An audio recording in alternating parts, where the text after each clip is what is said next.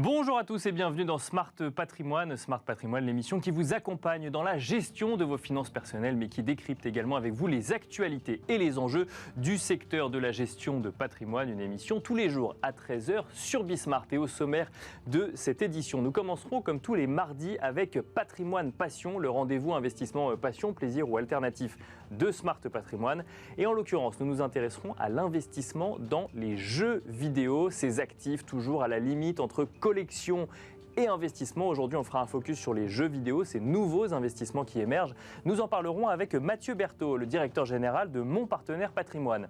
Nous enchaînerons ensuite avec Enjeux Patrimoine, où cette fois-ci, nous traiterons plus de fiscalité. Nous nous intéresserons à l'IFI, à l'impôt sur la fortune immobilière, notamment en lien avec des stratégies d'investissement dans l'immobilier. L'investisseur immobilier est-il toujours et dans tous les cas soumis à l'IFI? L'IFI peut-il remettre en cause des stratégies d'investissement immobilier? Nous en parlerons sur le plateau de Smart Patrimoine avec Camille Denisot, avocate fiscaliste chez Hoche Avocat, mais aussi avec Jérémy Orfeo, dirigeant fondateur de Willim. Bienvenue à vous tous qui nous rejoignez. Smart Patrimoine, c'est parti. Et nous commençons tout de suite avec Patrimoine Passion, un patrimoine passion consacré aux jeux vidéo, mais plus particulièrement à l'investissement dans les jeux vidéo. Pour en parler, nous avons le plaisir de recevoir sur le plateau de Smart Patrimoine Mathieu Berthaud, directeur général de Mon Partenaire Patrimoine. Bonjour Mathieu Berthaud. Bonjour Nicolas. Merci d'être avec nous sur le plateau de Smart Patrimoine. Alors, on trouvait intéressant de traiter cette thématique de l'investissement dans les jeux vidéo pour une raison simple, c'est que quand on pense investissement passion ou plaisir, on pense aux voitures, on pense aux timbres ou aux montres, mais surtout on peut penser à certains actifs à mi-chemin entre la collection et l'investissement, en lien généralement avec un souvenir d'enfance, une sorte de Madeleine de Proust. J'ai parlé des timbres, mais on peut parler des bandes dessinées par exemple ou autres. Et mécaniquement, on se demande si les jeux vidéo, du fait de l'accompagnement qu'ils peuvent avoir pendant l'enfance, deviennent, lorsqu'on a les moyens et lorsqu'on a envie de se lancer dans un investissement, une collection, une thématique d'investissement. Est-ce que vous constatez, vous, que le jeu vidéo, aujourd'hui, les anciens jeux vidéo, commencent à devenir une thématique d'investissement ? Oui, alors c'est effectivement un levier de nostalgie qui fait qu'aujourd'hui on constate ce mouvement-là, d'autant plus que ceux qui ont le pouvoir d'achat, qui peuvent se permettre d'aller investir ou d'être collectionneurs, aller faire des enchères pour acquérir une ancienne console, un jeu de leur enfance ou un ordinateur très vintage, ça se joue maintenant. Bien sûr, oui. Et ça s'est vraiment spécialisé. Il y a des sites d'enchères spécialisés, il y a des valorisateurs spécialisés. Et ça vient en plus du fait que, bien sûr, le jeu vidéo aujourd'hui, c'est la deuxième industrie de divertissement global derrière la télévision. Donc il y a en plus cet effet de levier-là qui rend cela dans le quotidien de tout le monde. Alors, deuxième industrie donc de divertissement aujourd'hui. Pour autant, est-ce qu'il y a un marché du jeu vidéo quand on parle d'investissement, quand on parle d'achat de biens ou d'actifs qui auraient pu prendre un peu de valeur dans le temps, ou en tout cas dont on estime qu'il y a un effet rareté avec le temps, par exemple ? Alors, effectivement, il y a deux versants. Il y a le marché en tant que tel, comme investisseur, marché extrêmement large, en progression, parce qui se renouvelle en permanence. Ce qui est estimé, on dit que c'est aujourd'hui un marché de 180 milliards de dollars environ. Ça, c'est les jeux vidéo au total. D'accord, les jeux vidéo au total. Et ça va être les entreprises qui créent les contenus, les composants, créent les événements, etc. Et ce qu'on constate, c'est qu'à côté de ça, il y a aussi le marché de collection. Bien sûr. Donc, il y a tout le marché du neuf. Et il y a tout le marché de l'occasion, mais les deux peuvent aussi s'alimenter. Il va y avoir des rééditions d'anciennes consoles, c'est ce que font certains fabricants. Et sur le marché de la collection, ce qu'on constate effectivement, comme il y a un effet de nostalgie et qu'il y a vraiment tout un écosystème qui s'est mis autour de ça pour valoriser économiquement tout cet acquis, tout cet historique qui a 50 ans, si on regarde, 40 ans peut-être. Bien sûr. Ouais.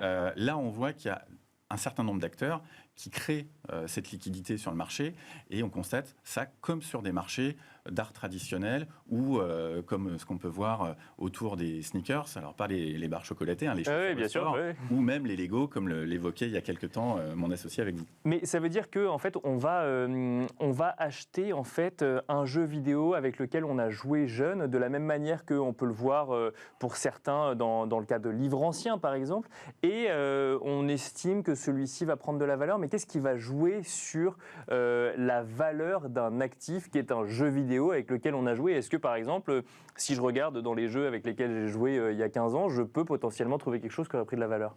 Alors, c'est très focalisé sur l'objet. D'accord. Effectivement, on va garder une cartouche de jeux vidéo. Il y en a une qui s'est vendue près d'1,3 million d'euros l'an dernier. Hein. Dans la même semaine, il y a eu un record. Il y a 2 cartouches, une de 1987. Alors, ce qui est très important, c'est encore dans son emballage d'origine, sous blister, et évalué comme étant en super état. D'accord, comme les bandes dessinées, quand on veut effectivement qu'elles gardent le maximum de valeur. Oui, bien sûr. Il ne faut pas que ce soit abîmé, corné, etc. Il faut évidemment que ce soit intègre. Et ça, en fait, c'est ça qui va être le levier qui va faire que les prix vont s'envoler. Vous avez peut-être connu, enfin non, vous êtes un peu jeune, mais tous les jeux à cristaux liquides dans les années 80, les Game & Watch de Nintendo. L'an dernier, il y a une Game & Watch, vous savez, avec les doubles écrans, Zelda, tout le monde connaît Zelda. À l'époque, en 1989, ça s'achetait entre 150 et 300 francs. D'accord. Oui. Le cours de ces jeux-là, l'objet, aujourd'hui, c'est plutôt entre 300 et 500 euros. Et l'an dernier, un exemplaire s'est vendu plus de 1500 euros. Parce qu'en super état, parce qu'encore dans son état d'origine. Et c'est aussi ce côté intact qui a un peu traversé le temps, qui fait que ça prend beaucoup de valeur. Au-delà du côté nostalgique, il y a aussi une évaluation précise sur des critères de rareté. Quelle édition, de quel jeu ? C'est ça, c'est qu'on imagine qu'il y a des éditions spéciales qu'on va aller chercher, comme sur d'autres thématiques un peu de collections similaires. On a fait une émission sur les cartes Pokémon où en fait on se rendait compte que c'était ce qui était déjà rare à l'époque qui prenait le plus de valeur aujourd'hui. Donc là, c'est quoi ? C'est le jeu le plus ancien qui va être le plus cher, ou en tout cas ce qui va le prendre le plus de valeur, ou le jeu le plus rare, ou est-ce que, mettons, on peut voir ça par exemple sur certaines collections en matière d'art plus classique, est-ce que la provenance de la collection joue aussi, ou c'est trop tôt pour en parler, ça ? Alors non, ça peut jouer. C'est pas forcément le plus ancien. D'accord. Si on prend le premier Pong avec les 2 barres, là, etc., c'est pas forcément ça qui est le valorisé le plus cher. En revanche, il y a des éditions limitées de certains jeux. Par exemple, la cartouche de jeu qui s'est vendue le plus cher l'an dernier, 1,3 million d'euros, ce qui est quand même énorme. C'est en euros, c'est pas en dollars. En euros. C'est en euros, donc c'est sur le sol européen. Alors non, c'était aux États-Unis. D'accord, j'ai converti. Oui, okay, bien sûr. Mais effectivement, c'est le premier jeu au-delà du million en termes de valorisation. C'est une cartouche de Mario 64. D'accord. Donc sur Nintendo 64. Donc un jeu emblématique quand même. Voilà, jeu emblématique, 1996, en super bon état. Et rare en termes d'état de conservation. Et dans la même semaine, juste avant, il y avait un autre jeu, c'était un Zelda, toujours sur Nintendo, mais là, 1987, super bêta, et là, une édition extrêmement limitée. Il y avait eu 2 éditions dans ce jeu-là, j'ai fouillé un petit peu en regardant, en préparant l'émission, et en fait, ça va être vraiment sur les éditions, et vous le disiez, la provenance. C'est-à-dire, en Europe, si on a des éditions de jeux européens, on va pouvoir valoriser ça. Enfin, il va y avoir une valeur qui va s'établir. Si vous avez une édition japonaise d'une console ou d'un jeu, ou américaine, avec ses spécificités, même à l'époque, c'était difficile de brancher la console japonaise. Oui, bien sûr, il n'y avait pas les mêmes prises, il y avait différentes zones, oui, bien sûr. Oui. Et ça, c'était il y a quelques années encore. Là, ça peut apporter un élément de valorisation supplémentaire. Donc la provenance aussi, la rareté, plus que l'ancienneté, mais là c'est vrai qu'on est déjà sur des échelles de temps qui vont très vite. 1996, c'était hier, mais en termes de jeux vidéo, c'était il y a un temps très ancien. Alors vous l'avez dit, ce qui joue, c'est l'effet objet. Pourtant, aujourd'hui, on voit, et vous l'avez dit, c'est la deuxième industrie de divertissement, c'est le jeu vidéo actuellement. On voit d'ailleurs que se développe même un côté sportif du jeu vidéo, l'e-sport, mais on achète maintenant ces jeux vidéo en ligne. D'ailleurs, on ne les achète plus puisqu'on participe à des jeux en ligne interactifs ou autres. Est-ce que du coup, cette tendance porte le marché de la collection du jeu vidéo, ou au contraire est quelque chose d'à part vu qu'il n'y a plus l'objet physique jeu vidéo ? Alors c'est intéressant parce qu'on constate ça même sur les CD dans l'industrie de la musique. On peut acheter des livrets, ça se fait beaucoup en K-pop. On achète le livret, on a le CD dans le livret, mais on n'écoute pas le CD. Oui, après on va sur une plateforme de streaming. Exactement. Ouais. Mais on veut détenir l'objet de collection parce qu'il a une valeur, une rareté, etc. En jeu vidéo, c'est un peu la même chose, et c'est d'ailleurs pour ça qu'on voit énormément de produits dérivés. Des livrets de jeux, des figurines, c'est pareil, hein, vous achetez une figurine, vous la gardez dans l'emballage d'origine, d'une série télévisée, d'un jeu vidéo, ça va prendre de la valeur. Et à côté de ça, vous avez des événements de jeux en ligne. On est vraiment passé d'une cible de niche à une audience de masse. Bien sûr. Juste 2 chiffres qui, moi, m'ont marqué. En 2019, à peu près 450 millions en auditeurs, en fans qui ont suivi du streaming de jeux vidéo. Pour 2022, ce qui est estimé par Sports Media Watch, c'est 650 millions de fans qui vont suivre ça. Donc il y a un effet colossal. Et l'âge moyen, comparé au sport traditionnel, beaucoup plus jeune, 28 ans. Donc là, l'effet collectionneur cinquantenaire qui se dit je vais me racheter le jeu de mon enfance, il y a ça d'un côté, mais de l'autre côté, il y a un effet de masse qui fait que un jeu vidéo, quand c'est lancé aujourd'hui, il y a toute une stratégie en termes de diffusion sur les plateformes, modalités de paiement. Vous pouvez acheter des contenus exclusifs, tout ça dématérialisé. Et puis, vous pouvez acheter toute la déclinaison en objets, en goodies, en produits dérivés qui vont aussi prendre de la valeur à côté. D'accord. Alors j'imagine que tout ne prend pas de la valeur non plus. Si on est intéressé, si on est un passionné de jeux vidéo, si on a été un passionné de jeux vidéo et qu'on se dit, tiens, effectivement, pour diversifier mon patrimoine sur une partie infime de celui-ci, pourquoi ne pas aller sur un investissement passion dans les jeux vidéo? Qu'est-ce qu'il faut regarder? À quoi est-ce qu'il faut faire attention? Comment on y va? Alors, je pense que c'est très difficile d'y aller si on n'a pas une petite étincelle passionnée là-dessus. D'accord. Parce que se dire, je vais acheter ça comme je vais acheter... Enfin, c'est pas une valeur refuge. Il y a vraiment une dimension où on est intéressé par la chose. C'est pas un placement financier avec juste des fondamentaux, des critères financiers. Ce qu'il faut voir, c'est qu'aujourd'hui, il y a tout un écosystème, comme je le disais un peu plus tôt, sur l'identification, la valorisation et le fait qu'il y ait un marché avec des acheteurs, des vendeurs. Et il y a des sites spécialisés là-dessus. D'accord. Qui estiment par exemple la cote des différents jeux vidéo. Exactement. Et qui vous permettent même, quand vous avez un jeu vidéo que vous souhaitez conserver, de le mettre dans un packaging spécifique, qui vous permet de le valider en termes de valeur. Hein. C'est très sérieux, hein, parce que quand on s'envole sur des montants, comme on l'évoquait tout à l'heure, il y a les acheteurs et les vendeurs qui ont un intérêt commun à ce que les choses se passent bien. D'accord. Ouais. Et par rapport à ça, il faut toujours être sur des fondamentaux de OK, est-ce que le jeu intrinsèquement a une certaine rareté? Est-ce que c'est un personnage très connu? Est-ce que c'est une réédition de quelque chose? Donc une franchise connue et quand même un effet rareté dans la franchise connue. Ça peut jouer parce que, effectivement, en termes de débouchés, le fait d'être sur quelque chose de connu uniquement par quelques centaines de connaisseurs dans le monde, ça peut être hyper valorisé sur quelques centaines de connaisseurs dans le monde. Quand vous avez une super édition d'un jeu qui va concerner un plombier italien bien connu comme Mario, bien sûr, oui. Là, et son cousin Luigi, voilà, ouais. ça va faire un effet de levier en plus. Alors, ce qu'on entend aussi, c'est de dire plus on en parle, plus on fait monter les prix. Et moi, j'ai des amis en France qui râlent à chaque fois quand ils disent mais quand on parle, ça fait monter les prix. Et c'est vrai ça? Quand on parle de certains jeux vidéo, ça fait monter les prix mécaniquement? Je ne sais pas s'il peut y avoir de la manipulation de cours sur les jeux vidéo.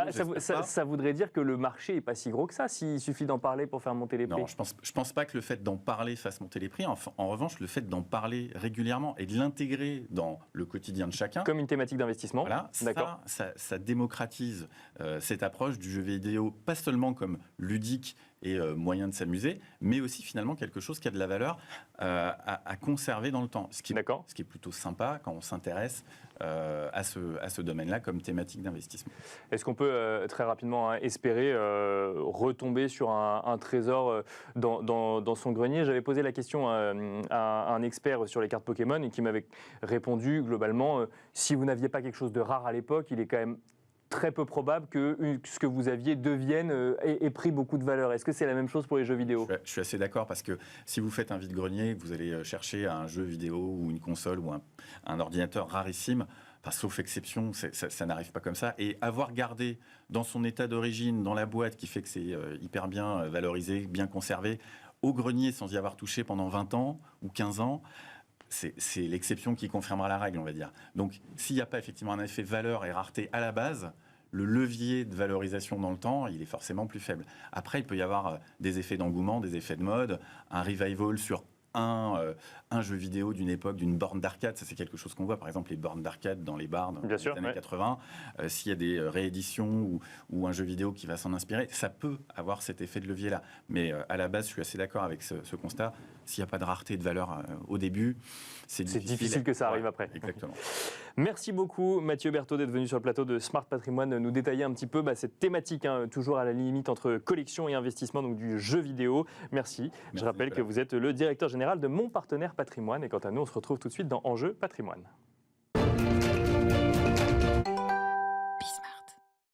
Nous enchaînons à présent avec Enjeu Patrimoine, un enjeu patrimoine consacré à l'investissement immobilier face à la fiscalité de l'impôt sur la fortune immobilière. Cet impôt sur la fortune immobilière qui, depuis le 1er janvier 2018, a remplacé l'impôt sur la fortune avec comme véritable changement le fait de taxer le capital immobilier. Est-ce que cela change la stratégie que l'on peut avoir en matière d'investissement immobilier? Est-ce que ça remet en cause certaines stratégies? Nous en parlons sur le plateau de Smart Patrimoine avec Camille Denisot, avocate fiscaliste. Bonjour Camille Denisot. Bonjour Nicolas. Merci d'être avec nous sur le plateau de Smart Patrimoine. Nous en parlons également avec Jérémy Orfeo, dirigeant fondateur de Willim. Willim qui est le nouveau nom de Periance. Bonjour Jérémy Orfeo.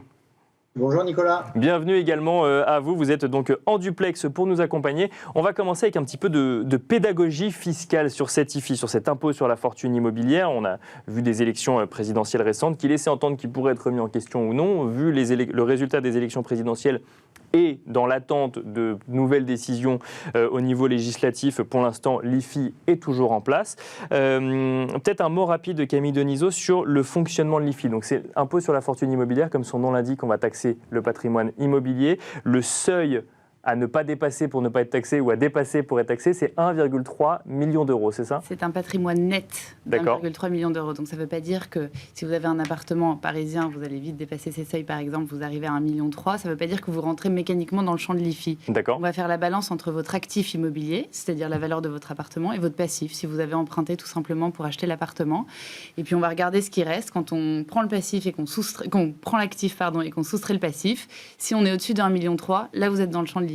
D'accord, donc on peut effectivement quand même échapper à l'IFI dans le cas de l'achat d'un bien immobilier. Exactement. En revanche, la question va se poser quand on va vouloir se lancer dans l'investissement immobilier, l'investissement locatif. Là, on peut plus rapidement quand même arriver à ce seuil d'1,3 million si on a envie d'acheter, je ne sais pas moi, à Paris, à Bordeaux, à Lyon, à Marseille, enfin dans des grandes villes où le prix de l'immobilier est cher pour le coup.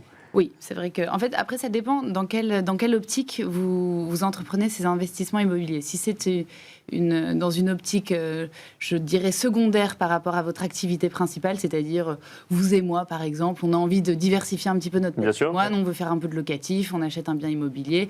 Là, effectivement, modulo votre endettement, il y a de fortes chances que vous vous retrouviez dans le champ de l'IFI. En revanche, si vous voulez faire ça d'un point de vue professionnel, c'est-à-dire que vous voulez faire de votre activité, par exemple, la location meublée professionnelle, il va falloir remplir plusieurs critères. Mais vous pouvez investir, vous pouvez acheter des immeubles, vous pouvez dépasser le seuil de 1,3 million d'euros et pour autant, vous ne serez pas assujetti à l'IFI. Parce que l'IFI ne concerne que les particuliers. Ne concerne pas plutôt les biens affectés à l'exercice d'une activité professionnelle. En lien avec l'immobilier, d'accord, je comprends. Mais bien évidemment, il y a des critères assez restrictifs qu'il faut remplir et le législateur ne vous a pas donné ça comme un petit cadeau.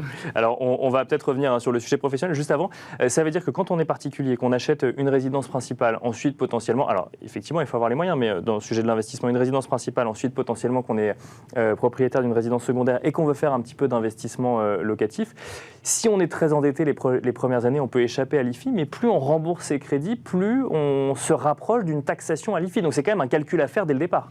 C'est un calcul à faire qui était, il y a quelques mois encore, très intéressant de s'endetter le plus possible justement pour éloigner le risque d'IFI. Mais aujourd'hui, avec la remontée des taux, c'est plus forcément très intéressant parce que le taux le plus important de l'IFI, c'est 1,5%. Bien sûr. Et aujourd'hui, on a des taux qui dépassent, des taux d'endettement qui dépassent a priori ce seuil-là. Bien sûr, oui. Effectivement, vous pouvez vous endetter le plus possible, ça vous fera sortir du champ de l'IFI, mais est-ce vraiment plus intéressant ? Ah oui, c'est-à-dire que payer ses impôts peut être plus intéressant que s'endetter pour investir en immobilier.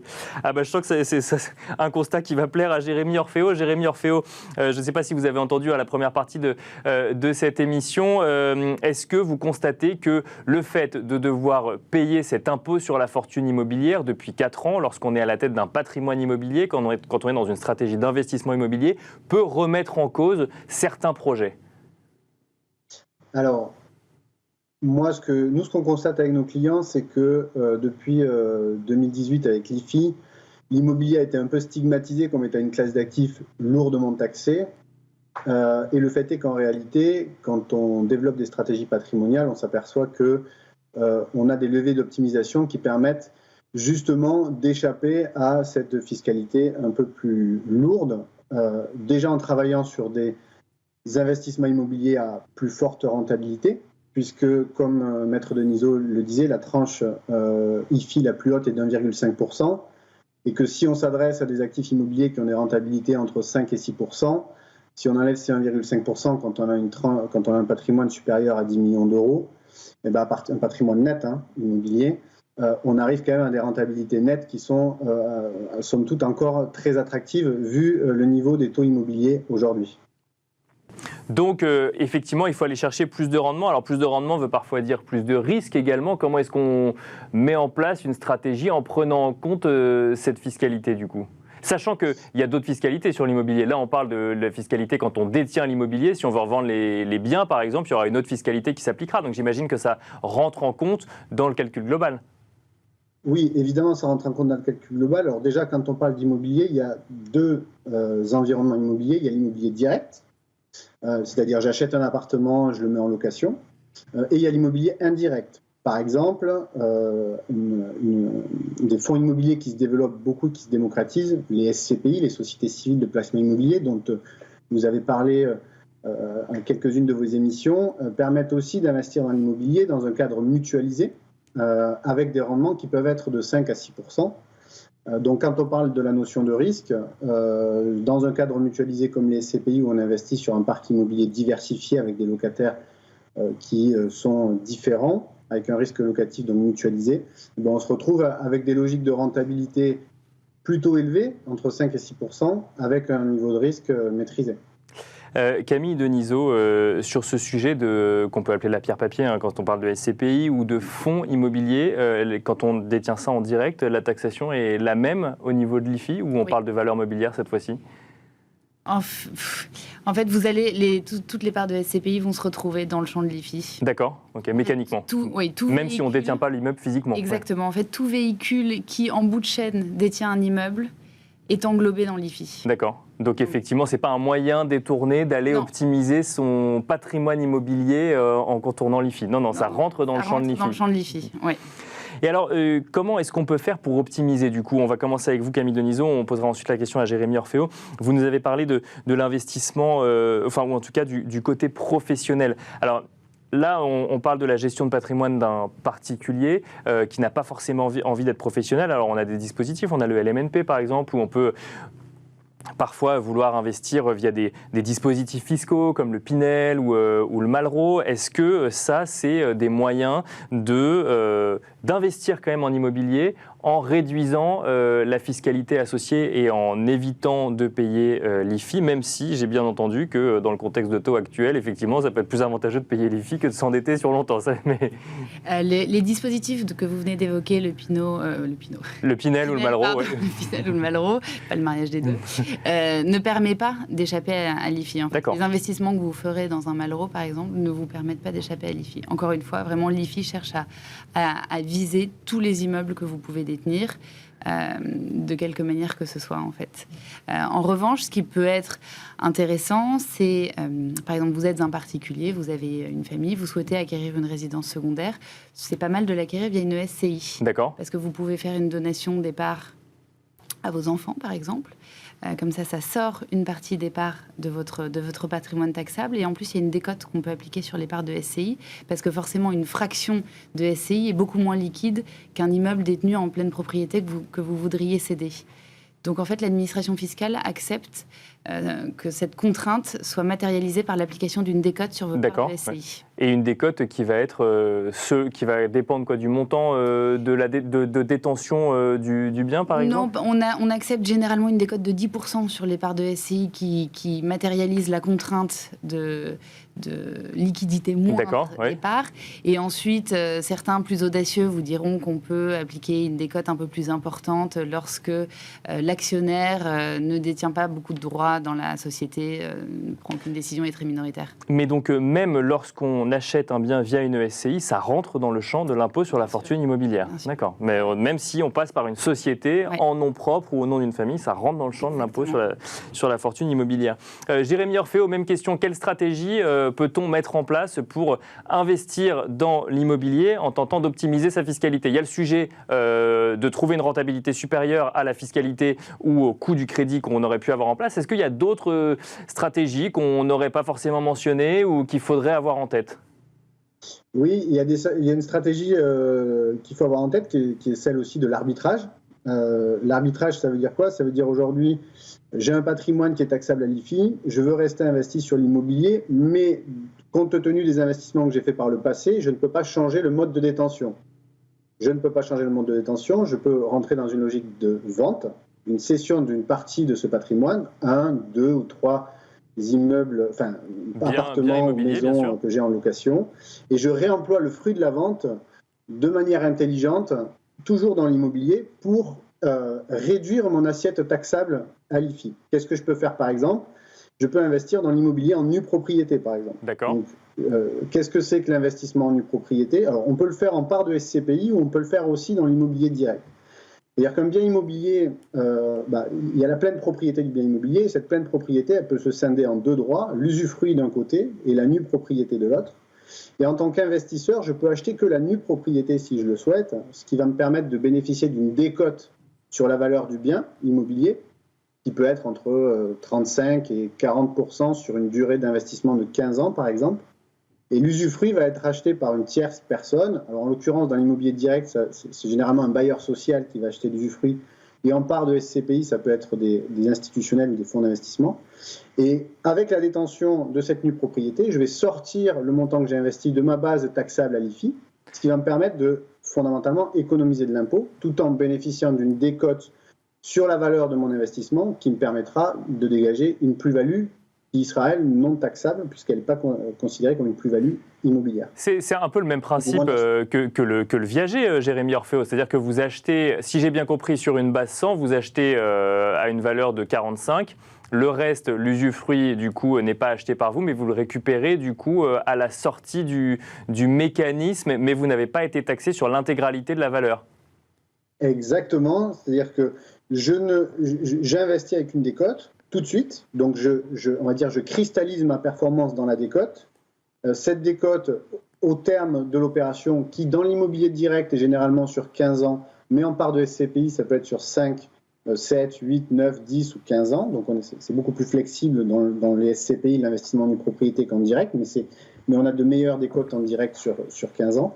Et au terme, je récupère la pleine propriété, et là je peux soit conserver le bien, donc je suis de nouveau taxé à l'IFI, le bien ou les parts de SCPI, soit je décide de les vendre au prix de cession au moment où l'opération se termine, et à ce moment-là, la décote dont j'ai bénéficié, à prix de marché équivalent, n'est pas taxable, donc j'en jouis pleinement de la plus-value sans impôt. Alors très rapidement, il nous reste quelques secondes. Un dernier cas de figure, Camille Denisot, lorsqu'on est en indivision, est-ce que là, il y a un aménagement vis-à-vis de l'IFI ou ça reste quand même sur la base taxable du fait de la part qu'on possède? Alors pareil, vous serez taxé sur la part que vous détenez, mais vous pourrez appliquer une décote. Parce qu'encore une fois, qui voudrait troquer votre place dans votre indivision familiale avec vos cousins ou vos frères et sœurs avec qui vous vous entendez pas bien? C'est beaucoup moins liquide. Donc l'administration accepte une décote autour de 20% par exemple pour les indivisions. Toujours donc en lien avec la liquidité du bien immobilier. Merci beaucoup Camille Denisot, avocate fiscaliste. Merci également Jérémy Orfeo, dirigeant fondateur de Willim. Et merci à vous de nous avoir suivis dans Smart Patrimoine. Et on se retrouve demain à 13h sur Bismart pour un nouveau numéro.